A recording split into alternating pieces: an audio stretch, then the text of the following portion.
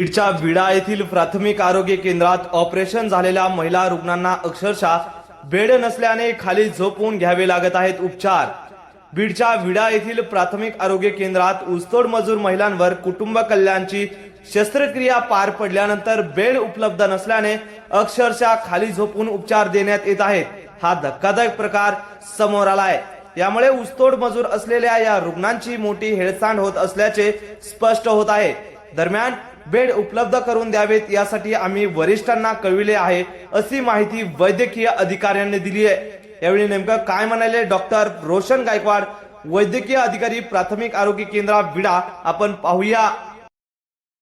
नेमकं काय बेड त्यांना उपलब्ध नाही, काय नेमकी आपल्या पीएससी अंतर्गत आपल्याला पेशंट ॲडमिशनसाठी 10 बेड उपलब्ध होते, पण पेशंट आपल्याला ज्यावेळेस आपण प्री ऑपरेटिव्ह चेकअप केलं त्यावेळेस पेशंट आपल्याकडे 15 पेशंट आले।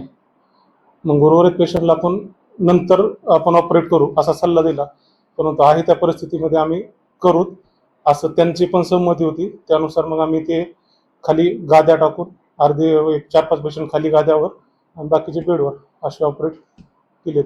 फक्त कॉट कमी असल्यामुळं ते प्रकार झाले। अशा पद्धतीने पेशंट ऑपरेशन झाल्याच्या नंतर त्यांना खाली झोपून तिथे तुम्हाला उपचार द्यावे लागते, या संदर्भात तुम्ही वरिष्ठांकडे कळवलेलं आहे? हो, आम्ही बेडची अतिरिक्त बेडची मागणी केलेली आहे, तसं कळवलेलं पण।